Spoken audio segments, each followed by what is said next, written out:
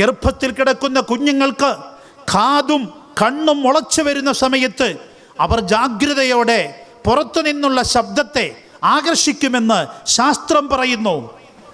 അതുകൊണ്ട് തന്നെ പരിശുദ്ധ ഇസ്ലാം പഠിപ്പിച്ചു, ഗർഭിണികളാകുന്ന പെണ്ണുങ്ങൾ ആവശ്യമില്ലാത്ത സംഗീതങ്ങൾ കേൾക്കരുത്, കൊട്ടും പാട്ടും കേൾക്കരുത്. അവർ ബുറുദ ചൊല്ലട്ടെ, അവർ ഖുർആൻ ഓതട്ടെ, അവർ ദിക്ർ ചൊല്ലട്ടെ. അവർ ചൊല്ലുന്ന ദിക്റിൻ്റെ ആത്മീയത ഗർഭസ്ഥ ശിശുവിനെ സ്വാധീനിക്കും. അവർ ഓതുന്ന ഖുർആനിൻ്റെ ആത്മീയത ഗർഭത്തിൽ കിടക്കുന്ന കുഞ്ഞിനെ സ്വാധീനിക്കും. അങ്ങനെ ഗർഭസ്ഥ ശിശു ആത്മീയതയുള്ളവരായി വളർന്നു വരുന്നത് മാതാപിതാക്കളുടെ ഇടപെടലുകൾ കൊണ്ടാണ്. അപ്പോൾ ദിക്റും സ്വലാത്തും ഹദ്ദാദ് റാത്തീബും ബുർദയും നഫീസത്തും ആലയും ചൊല്ലിയും കേട്ടും വളരുന്ന ഉമ്മയും ബാപ്പയും വിചാരിക്കുന്നതിലുപരി മനോഹരമാകുന്നൊരു കുഞ്ഞിനെ നമുക്ക് ലഭിക്കും. അതാണ് ബഹുമാനപ്പെട്ട ദീൻ നമുക്ക് പഠിപ്പിച്ചു തരുന്നത്. ആ ചിട്ടയോടെ വേണം നമുക്ക് കാര്യങ്ങൾ നേടാൻ. അല്ലാഹു സുബ്ഹാനഹു വ തആല നമുക്ക് പഠിപ്പിച്ചു തരുന്ന പാഠം അങ്ങനെയാണ്. അപ്പോൾ അതുകൊണ്ട് തന്നെ തുടക്കത്തിലേ നാം അത് ശ്രദ്ധിക്കണം.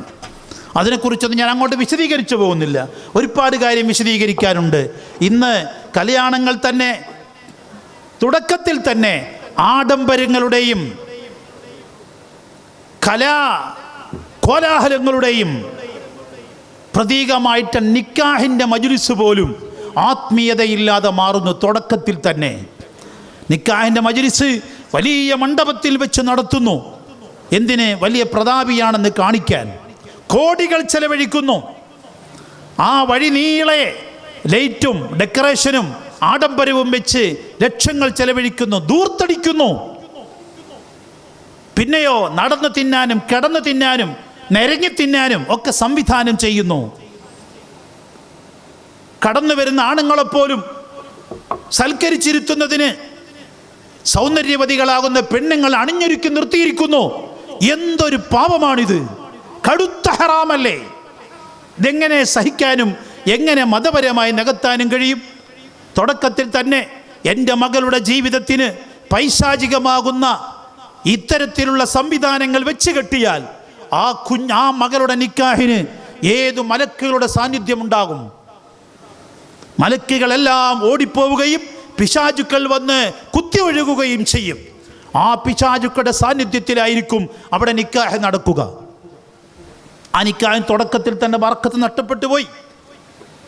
നിക്കാഹിൻ്റെ മജ്ലിസുകൾ പോലും ഫോട്ടോയും വീഡിയോയും ഡെക്കറേഷനും പിന്നെ കോലാഹലങ്ങൾ, സദസ്സുകളിൽ പോലും പെണ്ണുങ്ങളും ആണുങ്ങളും കൂടി കൂട്ടിയിടിക്കുന്ന പൈശാചികത്വത്തിൻ്റെ അരങ്ങ് തകർക്കുന്ന നിക്കാഹുകൾ. അവിടുന്ന് തന്നെ എല്ലാം പാളി. ഇനി നമ്മൾ മക്കൾ നന്നാകണമെന്ന് പറഞ്ഞിട്ട് കാര്യമില്ല, മക്കൾ അനുസരണയുള്ളവരെന്ന് പറയണമെന്ന് പറഞ്ഞിട്ട് കാര്യമില്ല. അള്ളാഹു പറഞ്ഞത് നിങ്ങൾ അനുസരിച്ചിട്ടില്ല, അള്ളാഹുവിൻ്റെ റസൂല് പറഞ്ഞത് നിങ്ങൾ അനുസരിച്ചിട്ടില്ല. പിന്നെങ്ങനെ നിങ്ങൾ പറഞ്ഞാൽ അനുസരിക്കുന്ന മക്കളുണ്ടാവും? അതുണ്ടാവാൻ പ്രയാസമാണ്. അതുകൊണ്ട് രോഗം കണ്ടെത്തി ചികിത്സിച്ചെങ്കിലേ അസുഖം മാറുകയുള്ളൂ. എവിടെങ്കിലും വ്രണം കാണുമ്പോൾ ആ വ്രണത്തിൻ്റെ പുറത്ത് മരുന്ന് വെച്ച് കെട്ടിയാൽ ആ വ്രണം ഉണങ്ങുകയില്ല. അതിൻ്റെ കാര്യകാരണങ്ങൾ കണ്ടെത്തി ചികിത്സിച്ചെങ്കിൽ മാത്രമേ അത് സുഖപ്പെടുകയുള്ളൂ. ഇതുപോലെ മക്കൾ അനുസരണയില്ലെന്ന് പറയുന്നതിൻ്റെ ഒരു കാരണം, വേറെ കാരണങ്ങളുണ്ട്. ഇതെല്ലാം ഒത്താലും ചിലപ്പോൾ അനുസരണക്കേട് വരാൻ സാധ്യതയുണ്ട്. അത് വളരെ അപൂർവമാണ്. എന്നാലും അടിസ്ഥാനപരമായ ഘടകങ്ങൾ ഇവിടെ നഷ്ടപ്പെട്ടു പോവുകയാണ്. ഇനി അങ്ങനെ മണിയറയിലും പേക്കൂത്തുകളാണ്.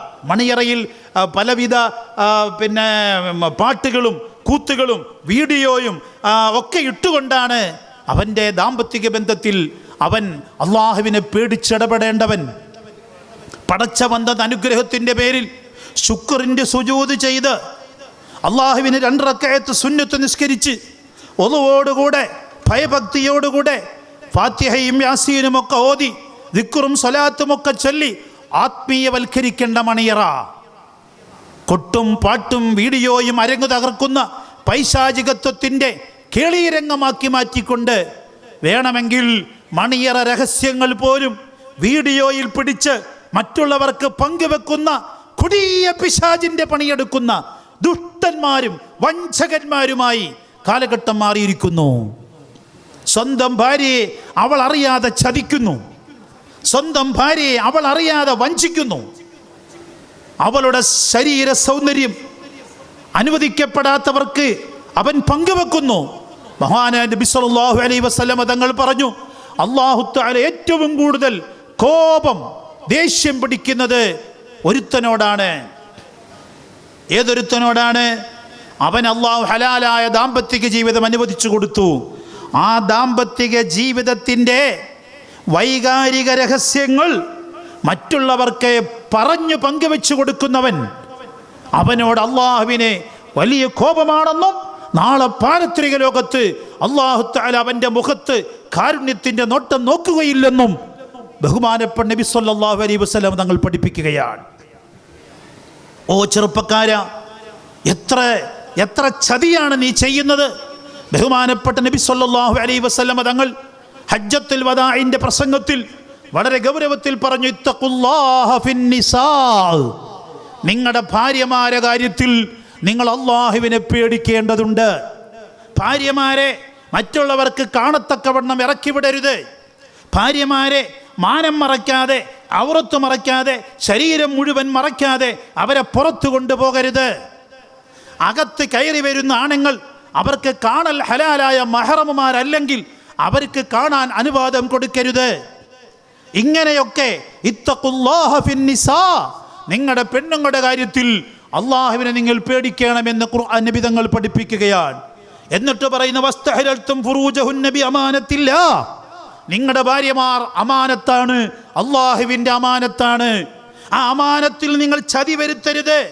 അവളുടെ സൗന്ദര്യം മറ്റൊരാൾക്ക് വാക്കാൽ പോലും പറയാൻ പാടില്ലെന്ന് ശറഅ് പറയുമ്പോൾ ഫോട്ടോയും വീഡിയോയും ഒക്കെ എടുത്ത് കൂട്ടുകാരാകുന്ന ചെറുപ്പക്കാരെ ത്രില്ല് പിടിപ്പിച്ച് വൈകാരിക ഉത്തേജനം നടത്തി കൊടും പാപങ്ങളിലേക്ക് എത്തിക്കുന്ന ക്രൂരമായ ചതി നീ ചെയ്തു പോയാൽ അള്ളാഹുവിൻ്റെ കോപം നിന്റെ മേലുണ്ടാകുമെന്നും നിനക്ക് അള്ളാഹുവിൻ്റെ നോട്ടം പാരത്രിക ലോകത്ത് ലഭിക്കുകയില്ലെന്നും പറഞ്ഞാൽ നീ നരകത്തിൻ്റെ അടിമയായെന്നാണ് അതിൻ്റെ അർത്ഥം. ഇവിടെയൊക്കെയാണ് ചെറുപ്പക്കാർ മതിമറന്ന് പ്രവർത്തിക്കുന്നത്. അത് അള്ളാഹുവിൻ്റെ റസൂലിൻ്റെ ഈ നിർദ്ദേശങ്ങൾ പരിപാലിക്കുന്നവർക്കല്ലാതെ അത് ഉൾക്കൊള്ളാൻ സാധ്യമല്ല. വടിയെടുത്തിട്ടോ കത്തിയെടുത്ത് ഭയപ്പെടുത്തിയിട്ടോ ഇതൊന്നും പറഞ്ഞു കൊടുക്കാൻ നമുക്ക് സാധ്യമല്ല. അതുകൊണ്ട് ചെറുപ്പക്കാരാ, വിവാഹം കഴിക്കുന്ന സമയം മുതൽ, നിന്റെ വിവാഹത്തിൻ്റെ സന്ദർഭം മുതൽ നീ സൂക്ഷ്മതയോടെ പ്രവർത്തിച്ചെങ്കിൽ മാത്രമേ അനുസരണയുള്ള മക്കളെയും അള്ളാഹുവിനെ ആരാധിക്കുന്ന മക്കളെയും മരിച്ചാൽ ഖബറിൽ കിടന്നാൽ ഔ വലദിൻ സാലിഹിൻ, സാലിഹായ മക്കളെ കിട്ടണമെങ്കിൽ അടിസ്ഥാനപരമായി തന്നെ പ്രവർത്തിച്ചെങ്കിലേ മതിയാവുകയുള്ളൂ. അപ്പോൾ കല്യാണം ഹറാമില്ലാതെ നടത്തണം, മണിയറ ജീവിതം ഹറാമില്ലാതെ പോകണം. ഗർഭസ്ഥ ശിശുവിന് പോലും ഒരുവിധ പാപങ്ങളും ഒരുവിധ തെറ്റുകളും കേൾക്കാൻ നമ്മൾ ഇടയാക്കരുത്. നമ്മൾ കേൾക്കുന്നത് നമ്മുടെ കുഞ്ഞും കേൾക്കുന്നു, നാം കഴിക്കുന്നത് നമ്മുടെ കുഞ്ഞിൻ്റെ പള്ളയിലും എത്തുന്നു. ആ കുഞ്ഞ് വളരുമ്പോഴും അങ്ങനെ തന്നെയാണ്. പ്രധാനപ്പെട്ട മറ്റൊരു കാര്യം, ഈ പറയപ്പെട്ട ബന്ധങ്ങളെല്ലാം ദിക്റിൻ്റെയും സ്വലാത്തിൻ്റെയും അകമ്പടിയോടെ ബിസ്മില്ലാഹിർ റഹ്മാനിർ റഹീം ചൊല്ലാതെ, അല്ലെങ്കിൽ ബിസ്മില്ലാഹി അല്ലാഹുമ്മ ജന്നിബിന ശൈത്താൻ എന്ന ദിക്റ് ചൊല്ലാതെ ദാമ്പത്തിക ബന്ധം നാം പുലർത്താൻ പാടില്ല. അള്ളാഹുവിനെ മറന്നുകൊണ്ട് നമുക്ക് ഒരു സെക്കൻഡ് പോലും ജീവിതത്തിൽ വരാൻ പാടില്ല. ഉദ്കുറുല്ലാഹ ദിക്റൻ കസീറാ, എപ്പോഴും അല്ലാഹ് എന്ന ചിന്തയും പേടിയും ഉണ്ടോ, ആ കുടുംബം സുഭദ്രമായിരിക്കും. ഇനി അങ്ങനെ കുഞ്ഞ് വളരുന്നു, പ്രസവിക്കുന്ന സമയത്തും ഈ കുഞ്ഞിൻ്റെ ഭാവി ആഗ്രഹിക്കുന്ന മാതാപിതാക്കൾ എന്താണ് ചെയ്യേണ്ടത്? കുഞ്ഞിൻ്റെ പ്രസവം ആദ്യമായി പ്രപഞ്ചത്തിലേക്ക് പിറന്നു വീഴുകയാണ്. ആദ്യമായി പ്രപഞ്ചത്തിലേക്ക് പിറന്നു വീഴുന്ന കുഞ്ഞിൻ്റെ ചെവിയിൽ അല്ലാഹ് എന്ന ദിക്റ് വേണം ആദ്യമായി കേൾക്കാൻ. വലത്തെ കാതിൽ ബാങ്കിൻ്റെ ഒലിയും ഇടത്തെ കാതിൽ ഇഖാമത്തിൻ്റെ ഒലിയും ഏത് കുട്ടിയാണെങ്കിലും, ആൺകുട്ടിയാണെങ്കിലും പെൺകുട്ടിയാണെങ്കിലും കേൾപ്പിക്കൽ സുന്നത്താണെന്ന് ഇസ്ലാം പഠിപ്പിച്ചത് ആ കുഞ്ഞിൻ്റെ ഭാവി ഭാസുരമാകാൻ വേണ്ടിയാണ്. ഹോസ്പിറ്റലുകളിൽ പ്രസവിക്കുന്നു, കുഞ്ഞുങ്ങളെ അവിടുത്തെ സിസ്റ്റേഴ്സ് കൊണ്ടുപോകുന്നു, അവർ കുറേ കഴിഞ്ഞ് കൊണ്ടുതരുന്നു. അപ്പോഴാണ് നമ്മൾ ബാങ്ക് വിളിക്കുന്നത്. അവർ കൊണ്ടുപോയി അവരുടെ വഴക്കും വർത്തമാനവും ചെലപ്പും എല്ലാം കേട്ട് തഴമ്പിച്ച കാതിലേക്കാണ് പിന്നീട് അള്ളാഹുവിൻ്റെ നാമം കേൾക്കുന്നത്. നമ്മൾ ചില പെൺകുട്ടികൾ, ചില ഉമ്മമാർ, അവരെ ബാങ്ക് വിളിക്കാൻ കഴിഞ്ഞില്ലെങ്കിലും നമ്മൾ പലപ്പോഴും പല ക്ലാസ്സുകളിലും പറഞ്ഞു കൊടുത്തിട്ടുണ്ട്, ബാങ്ക് മൊത്തമൊന്നും വിളിക്കാൻ പറ്റിയില്ലെങ്കിലും പ്രസവ വേദന കൊണ്ട് അല്ലാഹ് വിളിച്ചാൽ ആ കുഞ്ഞ് പുറത്ത് വരുമ്പോഴത്തേക്ക് വേദന ഇല്ലെങ്കിൽ ഒരു വിളി വിളിച്ചേക്കണം.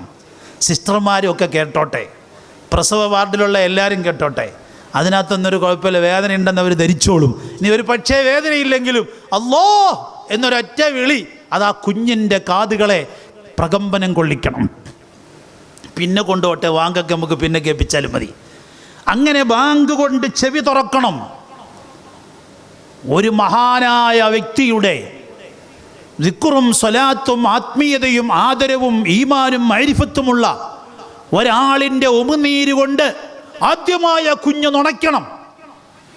ഉമ്മയുടെ അമ്മിഞ്ഞിപ്പാൽ കൊടുക്കും മുമ്പ്, മറ്റേതെങ്കിലും മരുന്ന് കൊടുക്കും മുമ്പ് ദിക്റ് ചൊല്ലിയ ഒരു തുള്ളി ഉമിനീര്, ദിക്റ് ചൊല്ലിയ ഒരു തുള്ളി ഉമിനീര്, ബിസ്മി ചൊല്ലിയ ഒരു തുള്ളി ഉമിനീര്, നിസ്കാരമുള്ള സ്വാലിഹായൊരു മനുഷ്യൻ്റെ ഒരു തുള്ളി ഉമിനീര് ആ കുഞ്ഞിൻ്റെ നാക്കിനെ നുണപ്പിക്കണം. അങ്ങനെ കാതും നാക്കും ഒക്കെ നന്നായി അൽഹംദുലില്ലാഹ് അത്തരം കുഞ്ഞുങ്ങൾ ഈമാനികമാകുന്ന പ്രസരിപ്പോടെ വളർന്നു വരും. ഒരുപാട് ചിട്ടകൾ. ഉമ്മമാർ പാല് കൊടുക്കുമ്പോൾ ഓരോ പ്രാവശ്യവും ബിസ്മി ചൊല്ലാതെ ആ കുഞ്ഞിനെ പാല് വെച്ച് കൊടുക്കരുത്. ബിസ്മി ചൊല്ലാതെ ഒരു മരുന്ന് പോലും കൊടുക്കരുത്. ബിസ്മി ചൊല്ലാതെ പാലോ ചായയോ വെള്ളമോ ഒന്നും ഒരു കുഞ്ഞിൻ്റെ വായിലേക്ക് ഉമ്മ വെച്ച് കൊടുക്കരുത്. അതിൻ്റെ മുമ്പ് ഉമ്മ ഇതൊന്നും ചൊല്ലാതെ ഒരു തുള്ളി വെള്ളം പോലും കുടിക്കരുത്. അങ്ങനെ ഉമ്മയും ബാപ്പയും ദീനിയായി വളരുമ്പോൾ ആ കുഞ്ഞുങ്ങൾ അനുസരണയുള്ള ബൃഹത്തായ മക്കളായി മാറും. സുബ്ഹാനല്ലാഹ്. പിന്നെ ഉമ്മയും ബാപ്പയും ഹറാമുകളിൽ ഇടപെടരുത്. അവർ കാണുന്നതും അവർ കേൾക്കുന്നതും മക്കളുടെ ജീവിതത്തിൽ മാതൃകയായി മാറും. കണ്ട പെണ്ണുങ്ങളുമായി ഇടപെടുന്നൊരു പിതാവ്, കണ്ട ആണുങ്ങളുമായി ഇടപെടുന്നൊരു മാതാവ്, അവിടെ ഒരു കുഞ്ഞെങ്ങനെ ഇസ്ലാമികമായി വളരും? വളരാൻ പ്രയാസമാണ്. അതുപോലെ ഇന്ന് ഇത്തരത്തിലുള്ള ആത്മീയമാകുന്ന അടുക്കും ചിട്ടയുമുള്ള ജീവിതം പരിശുദ്ധ ഇസ്ലാം എണ്ണിപ്പറക്കി പഠിപ്പിച്ചു വെച്ചിട്ടുണ്ട്. അതൊക്കെ പറയുന്ന വേദിയിൽ പോലും വരാൻ ആളില്ല, കേൾക്കാൻ ആളില്ല. പിന്നെ കുറേ വാട്സപ്പുകളും ഫേസ്ബുക്കുകളുമായി ഉമ്മയും ബാപ്പയും മക്കളുമെല്ലാം സമയം കളയുന്നു. അറിവ് പറഞ്ഞ ഉസ്താദേ എല്ലാ വയലും വാട്സപ്പിലുണ്ട്. വാട്സപ്പിലെ വയലിന് ബറക്കത്തില്ല. ഒരു ആലിമിൻ്റെ വായിൽ നിന്ന് കേൾക്കുന്ന ബറക്കത്ത് വാട്സപ്പിലൂടെ കേട്ടാൽ ഉണ്ടാകില്ല. ഒരു നേരിട്ട് കേൾക്കുന്ന ബാങ്കിൻ്റെ ഹുറുമത്ത് വാട്സപ്പിലൂടെ കേൾക്കുന്ന ബാങ്കിനെ ഉണ്ടാവുകയില്ല. വാട്സപ്പ് അതൊരു ഉപകരണമാണ്. ആ ഉപകരണം ശബ്ദിക്കുന്നു എന്നേ ഉള്ളൂ. അത് നമുക്കൊരു ഇബാദത്തായി ഏറ്റെടുക്കാൻ കഴിയില്ല. ആയതിനാൽ സ്വാലിഹീങ്ങളുടെ വായിൽ നിന്ന് കേൾക്കണം, നല്ലവരുടെ മനുഷ്യരുടെ വായിൽ നിന്ന് കേൾക്കണം. ആ കേൾവിയാണ് അനുഗ്രഹത്തിൻ്റെ കേൾവിയും ബറക്കത്തുള്ള കേൾവിയും ആദരവുള്ള കേൾവിയും അതുതന്നെയാണ്.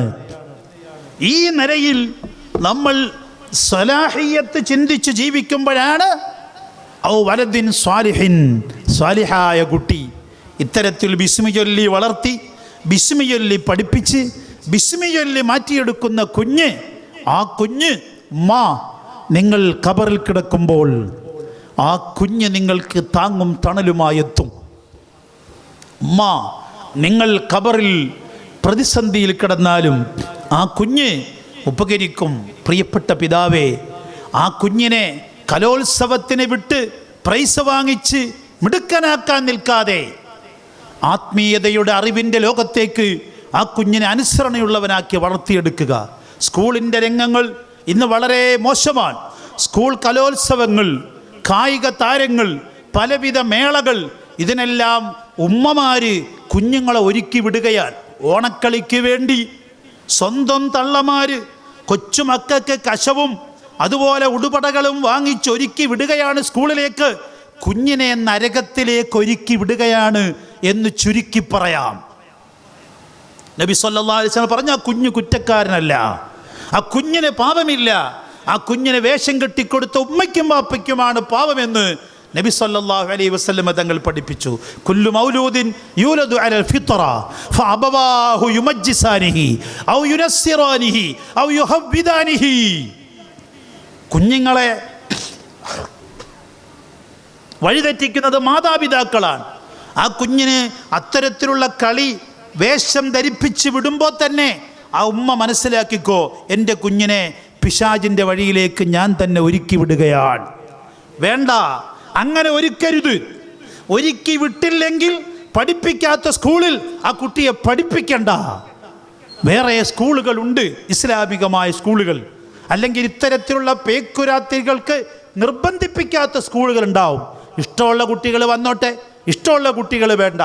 ഏതെങ്കിലും സ്കൂളിൽ നിർബന്ധിച്ചാൽ ആ സ്കൂളിൽ പോയി ചോദ്യം ചെയ്യാനുള്ള അധികാരം ഇന്ത്യ രാജ്യത്ത് ഓരോ രക്ഷകർത്താക്കൾക്കുമുണ്ട്. ഒരു സ്കൂളിലും ഒരു മതത്തിൻ്റെ ആചാരത്തെയോ അനുഷ്ഠാനത്തെയോ അടിച്ചേൽപ്പിക്കാൻ പാടില്ല ഇന്ത്യ രാജ്യത്ത്. അതുകൊണ്ട് തന്നെ പൊതു സ്കൂളുകളിൽ അങ്ങനെ നിർബന്ധിച്ചാൽ ആ നിർബന്ധത്തിനെതിരെ കുഞ്ഞിൻ്റെ കയ്യും പിടിച്ച് പിതാവിനെ അവിടുത്തെ ഓഫീസിലേക്ക് ചെന്ന് ഹെഡ് മാസ്റ്ററോട് പരാതി പറഞ്ഞ് അത്തരത്തിലുള്ള പ്രവണതകളിൽ നിന്ന് കുഞ്ഞിനെ ഒഴിവാക്കിയെടുക്കാൻ കഴിയും. നമ്മൾ പരിശ്രമിക്കണം.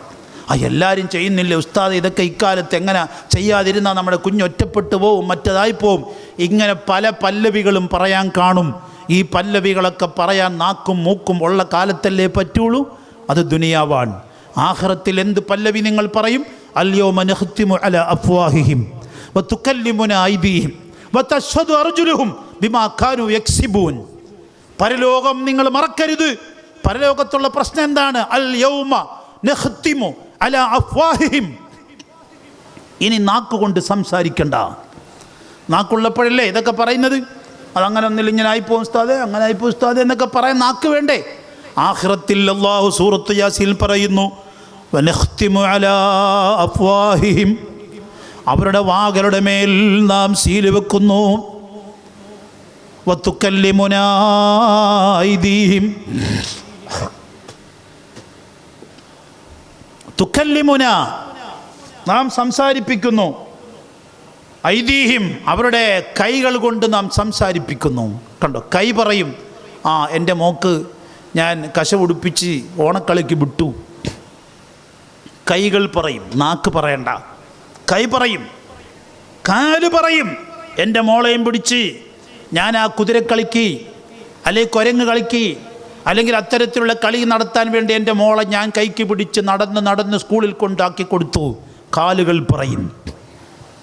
അപ്പം നാക്കുകൾ സീല് വെക്കുകയും കൈകൾ സംസാരിക്കുന്നൊരു നാൾ, കാലുകൾ സംസാരിക്കുന്നൊരു നാൾ, ആർക്കും കളവ് പറയാൻ പറ്റാത്തൊരു നാൾ ഇവിടെ വരുമെന്ന് അല്ലാഹുവിൻ്റെ വചനങ്ങൾ ഉച്ചരിച്ച് നീ ഏറ്റെടുത്ത അമാനത്തായ പെണ്ണിൻ്റെ പള്ളയിൽ ഹറാമായ സമ്പാദ്യം കൊണ്ടുപോയി കൊടുക്കുന്നവനെ, നീ ചതിയനല്ലേ, നീ ദുഷ്ടനല്ലേ, വഞ്ചകനല്ലേ?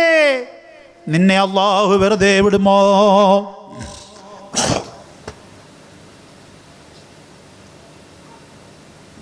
നീ കഴിച്ചതിൻ്റെ പുറമെ പിഞ്ചോമന മക്കൾക്ക് ഹറാമ് കൊടുക്കുന്നു. പാവപ്പെട്ട ഒന്നുമറിയാത്ത നിഷ്കളങ്കയായ നിസ്കരിക്കുന്ന നോമ്പ് പിടിക്കുന്ന ആ പ്രിയപ്പെട്ട ഭാര്യയ്ക്ക് അവൾ അറിയുന്നില്ല ഹറാമിൻ്റെ മുതലാണ് കൊണ്ട് തള്ളുന്നതെന്ന്. വഞ്ചകനല്ലേ, ചതിയനല്ലേ? മൻ വശനാ ഫലൈസ മിന്നാ. നമ്മളുടെ മതത്തിൽ ചതി കാണിക്കുന്നവൻ നമ്മളിൽ പെട്ടവനല്ല. മുഹമ്മദ് മുസ്തഫ സല്ലല്ലാഹു അലൈഹി വസല്ലം പറയുകയാണ്, എൻ്റെ മതത്തിൽ നിന്നുകൊണ്ട് ചതി കാണിക്കുന്നവൻ അവൻ എന്നിൽ പെട്ടവനല്ല, എൻ്റെ മതത്തിൽ പെട്ടവനല്ലവൻ, മതത്തിൽ നിന്ന് പുറത്താണവൻ. അത്രയും ഗൗരവത്തിൽ പഠിച്ച ചതി സ്വന്തം ഭാര്യയോട് തന്നെ ചതി കാണിക്കുകയാണ്. വേറെ ചിലരുണ്ട് 5 ലക്ഷം രൂപ കൊണ്ടുപോയി ബാങ്കിൽ നിക്ഷേപിക്കുന്നു, അതിന് 5000 രൂപ പലിശ കിട്ടുന്നു, ഒരു നഷ്ടവുമില്ല. മുതൽ അവിടെ അങ്ങനെ കിടക്കും. 5 ലക്ഷം 5000 രൂപ മാസം ഇങ്ങനെ കിട്ടിക്കൊണ്ടിരിക്കും.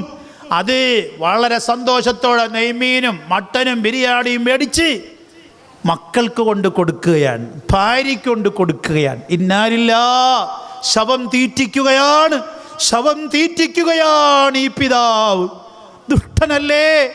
അള്ളാഹു പഠിപ്പിച്ചു, യാ അയ്യുഹല്ലദീന ആമനൂ, ഓ പ്രിയപ്പെട്ട മുഅ്മിനീങ്ങളെ, ഖൂ അൻഫുസക്കും വഅഹ്ലീകും നാറാ വഖൂദുഹന്നാസ് വൽ ഹിജാറ. ഖുർആൻ എത്ര ആനന്ദത്തോടെ വിളിച്ചു പറയുന്നു, യാ അയ്യുഹല്ലദീന ആമനൂ, ഓ ഈമാനുള്ളവരെ, ഖൂ അൻഫുസക്കും, നിങ്ങളുടെ ശരീരങ്ങൾ നരകത്തിൽ വീഴാതെ കാക്കണേ. നിങ്ങളുടെ ശരീരങ്ങളിൽ ഹറാം തീറ്റിക്കല്ലേ, ഹറാം തീറ്റിക്കല്ലേ. വാഹിലീക്കും, അഹ്ലെന്ന് പറഞ്ഞാൽ ഭാര്യയും മക്കളുമാണ്. നിങ്ങളുടെ ഭാര്യയ്ക്കും മക്കൾക്കും ഹറാം തീറ്റിക്കല്ലേ. നരകത്തിൽ എത്തുന്ന ഒരു കാര്യവും അതാ നിങ്ങളുടെ ഭാര്യയ്ക്കും മക്കൾക്കും നൽകല്ലേ, നിങ്ങളും നൽകല്ലേ. നിങ്ങളുടെ ഭാര്യയെ ഔറത്ത് മറയ്ക്കാതെ പുറത്തിറങ്ങാൻ അനുവദിക്കല്ലേ.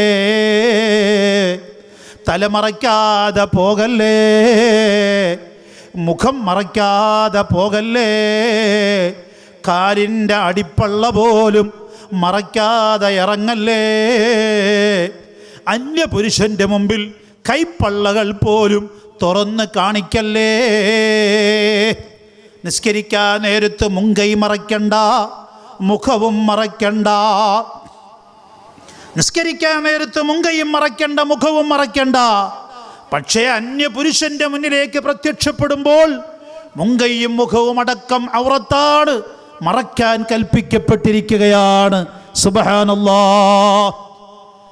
ഓ പ്രിയപ്പെട്ട പെങ്ങളെ, അങ്ങനെ ജീവിച്ചില്ലെങ്കിൽ ഖൂ അൻഫുസക്കും വഅഹ്ലീകും നാറാ, ദുനിയാവിൽ കുറേ പ്രയാസങ്ങളൊക്കെ വരും.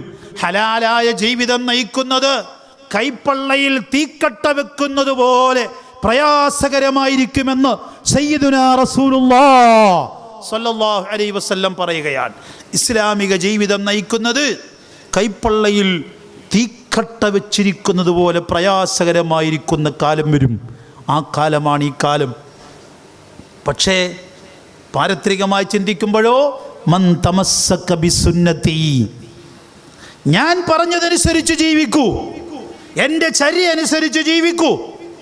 ഇന്ദ ഫസാദി ഉമ്മത്തി, ഈ ഉമ്മത്ത് ഇസ്ലാമികമാകുന്ന സംസ്കാരങ്ങളെ അവഗണനയോട് കാണുന്ന കാലഘട്ടത്ത് ഇസ്ലാമിക സംസ്കാരത്തെ പുതുമയോടെ നിലനിർത്തുന്ന ഒരു സമൂഹം അല്ലെങ്കിൽ ഒരു വ്യക്തി, ഫലഹു അജ്റു മിഅത്തി ഷഹീദ്, 100 ഷഹീദിൻ്റെ കൂലി അല്ലാഹു തആല അവന് നൽകും. സുബ്ഹാനല്ലാഹ്, 100 ഷഹീദിൻ്റെ കൂലിയാണ്. ഇസ്ലാമിക വേഷം ധരിച്ചൊരു പെൺകുട്ടി പോകുമ്പോൾ അവളെ കളിയാക്കാൻ ആളുണ്ടാവും, അവളെ കൂക്കി വിളിക്കാൻ ആളുണ്ടാകും. അതെല്ലാം തൃണവൽഗണിച്ചുകൊണ്ട് മുന്നോട്ട് പോയാൽ അവൾക്ക് 100 ഷഹീദിൻ്റെ കൂലിയാണ്. ഹറാമ് തിന്നാതിന്ന് ജീവിക്കുന്നത് എങ്ങനെ? മാഷാ അല്ലാഹ്, വലിയ പ്രയാസമാണ്.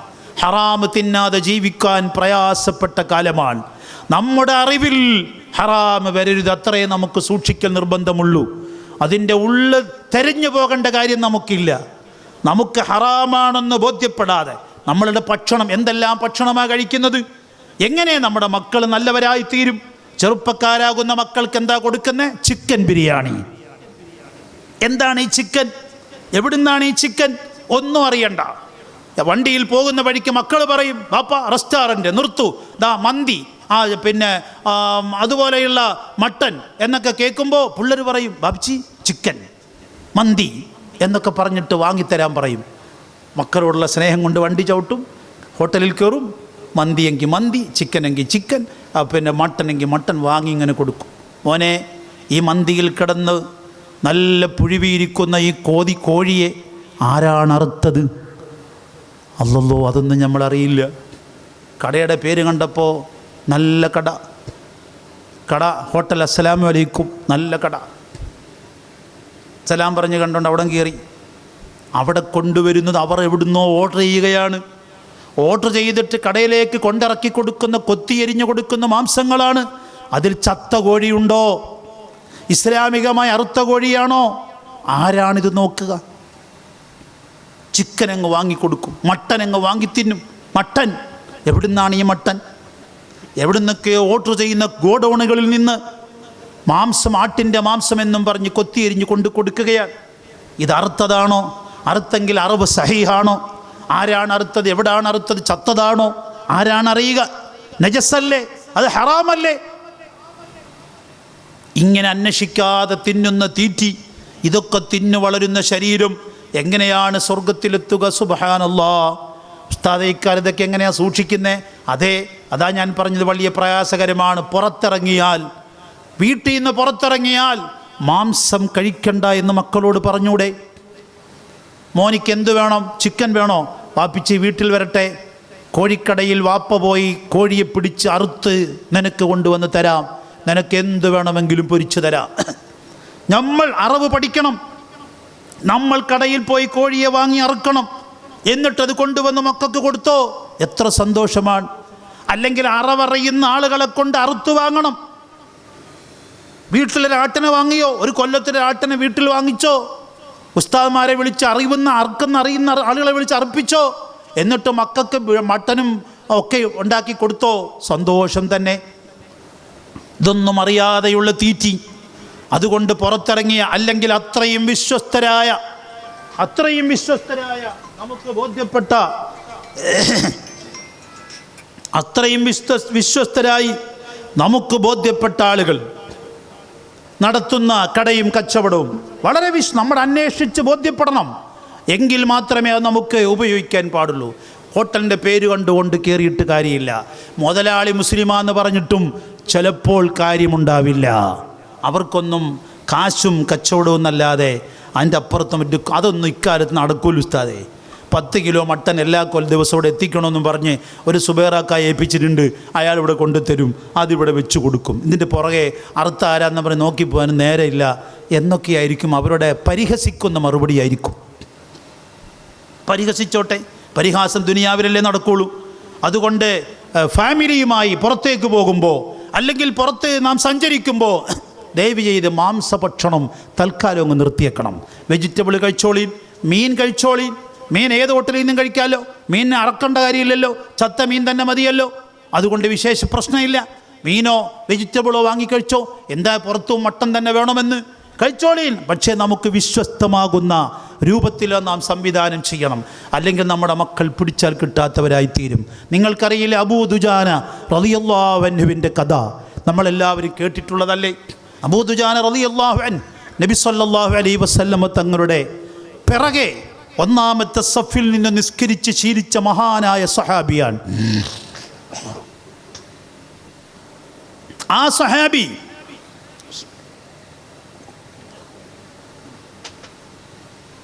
വളരെ പാവപ്പെട്ട ദരിദ്ര കുടുംബത്തിലെ സഹാബി. പണ്ടേ നമ്മൾ കേൾക്കാറുള്ള സംഭവങ്ങളാണ്, എന്നാൽ ഇടയ്ക്കിടയ്ക്ക് അത് ഓർക്കുന്നത് നല്ലതാണ്.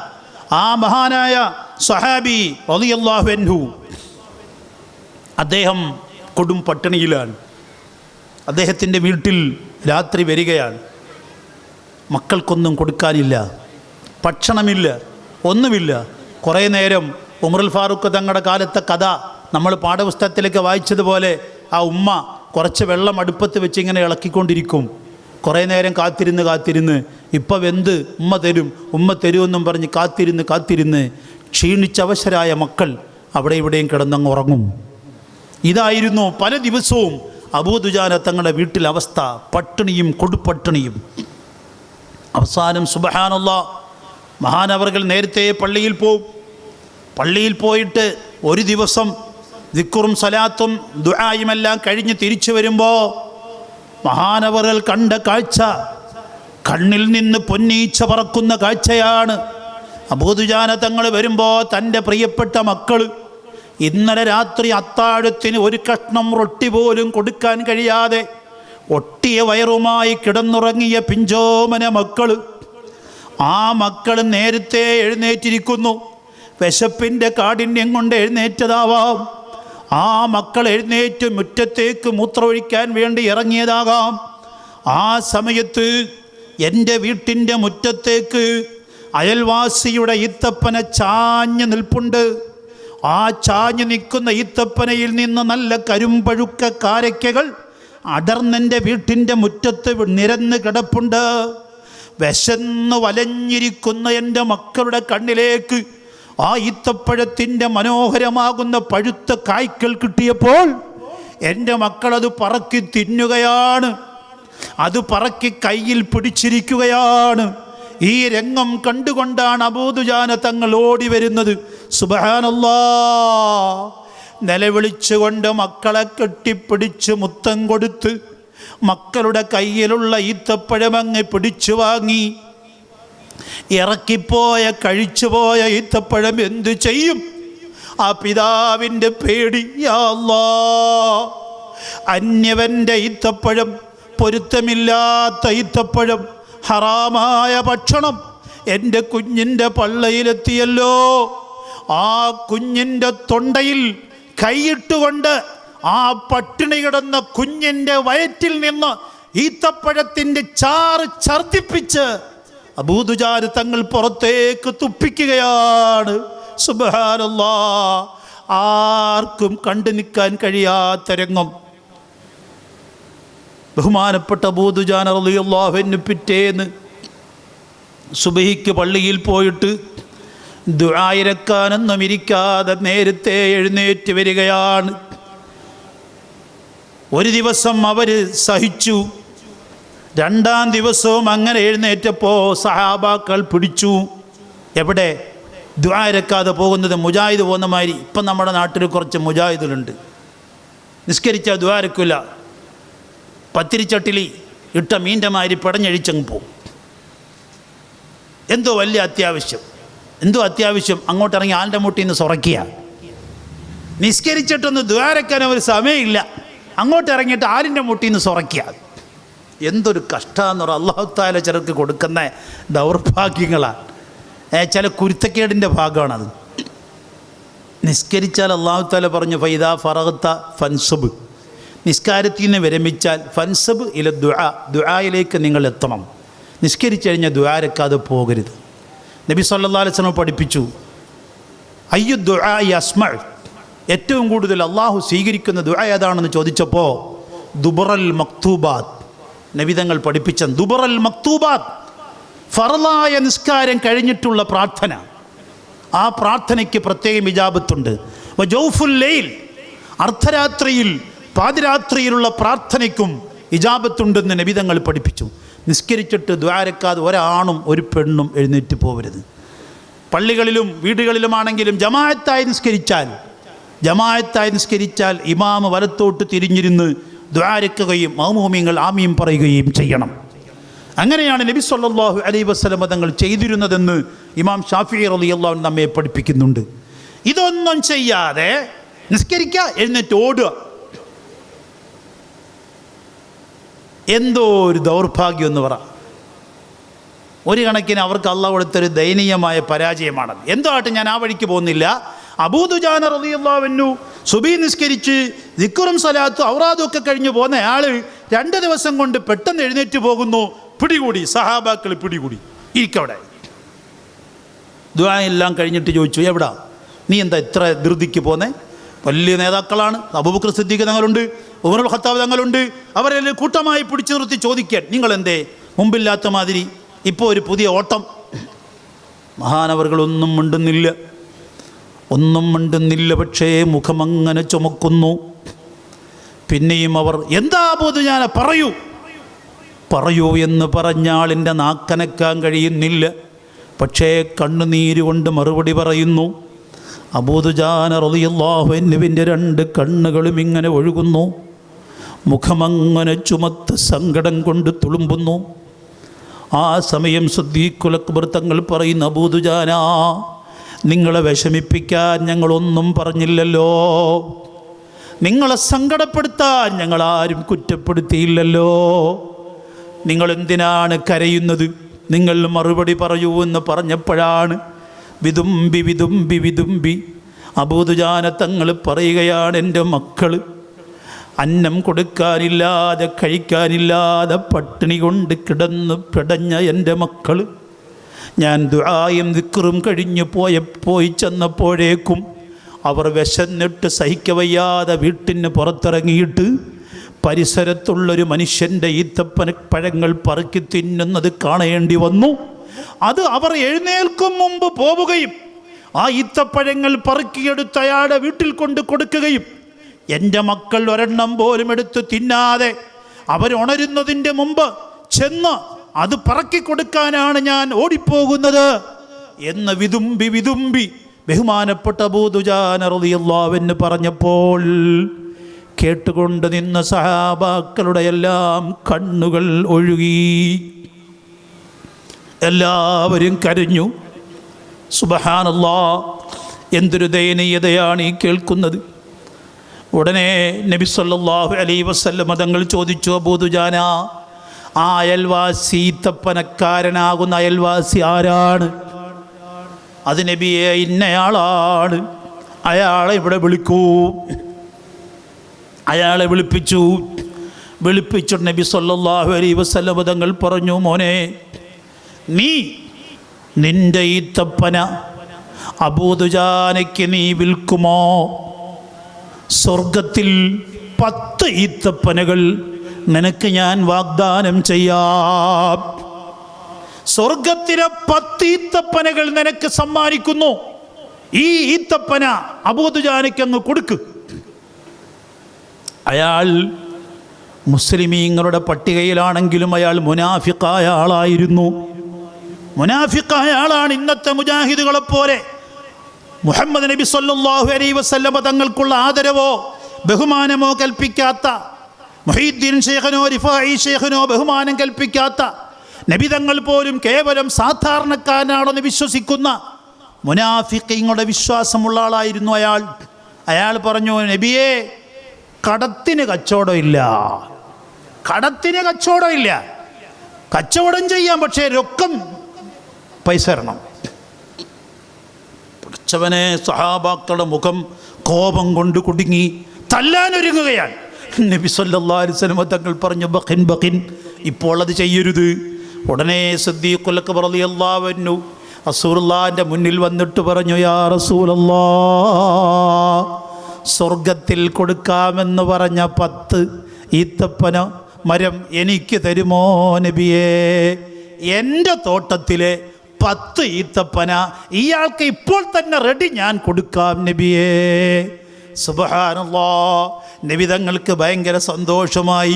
സിദ്ദീഖേ, എന്നാൽ അങ്ങനെ ആയിക്കോട്ടെ, സ്വർഗത്തിലെ 10 ഈത്തപ്പന നിനക്കിതാ പ്രഖ്യാപിച്ചിരിക്കുന്നു.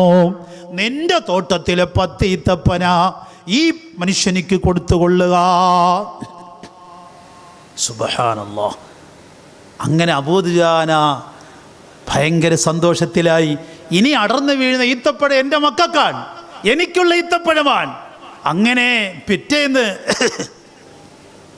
രാവിലെ ഈ ഈത്തപ്പന അയാൾ മതിൽ കെട്ടി മാറ്റും മുമ്പ് ബഹുമാനപ്പെട്ട അബൂ ദുജാനയുടെ വീട്ടുമുറ്റത്തേക്ക് ആ ഈത്തപ്പന അങ്ങനെ അല്ലാഹു തആല എത്തിച്ചു കൊടുത്തു.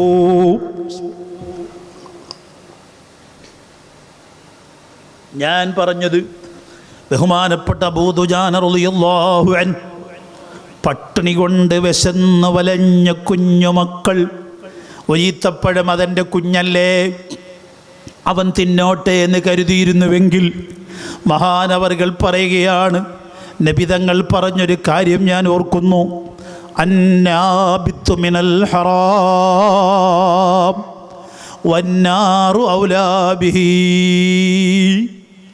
ഹറാമ് തിന്നുണ്ടാകുന്ന രക്തവും മാംസവും മജ്ജയും, വന്നാറു ഔലാ ബിഹി, നരകത്തിലേക്ക് ഏറ്റവും കടപ്പെട്ടിരിക്കുന്നു സയ്യിദുനാ റസൂലുള്ളാഹ്. ഓ മുഅ്മിനീങ്ങളെ, വാളെടുത്തുകൊണ്ട് ഇതൊന്നും നന്നാക്കാൻ സാധ്യമല്ല, വാളെടുത്തുകൊണ്ട് ഇതൊന്നും നിയന്ത്രിക്കാൻ സാധ്യമല്ല. വാളിനേക്കാൾ മൂർച്ചയുള്ള ആരംഭപ്പൂവായ മുത്തുനബിയുടെ നിർദ്ദേശങ്ങൾ, ആ നിർദ്ദേശങ്ങൾ മനസ്സിലാക്കുമ്പോഴേ സമുദായം നന്നാവുള്ളൂ. വിരട്ടുകയല്ല, പേടിപ്പിക്കുകയല്ല, ഭീഷണിപ്പെടുത്തുകയല്ല. ആത്മീയ സംസ്കാരവുമായി അള്ളാഹു നിയോഗിച്ചയച്ച ആരംഭപ്പൂവായ മുത്തുനബി സല്ലല്ലാഹു അലൈഹി വസല്ലമ തങ്ങളെ വാരിപ്പുണർന്നുകൊണ്ട് അവിടുത്തെ സുന്നത്തിനെ മുറുക്കി പിടിക്കുക. മൻ തമസ്സക ബിസുന്നതി.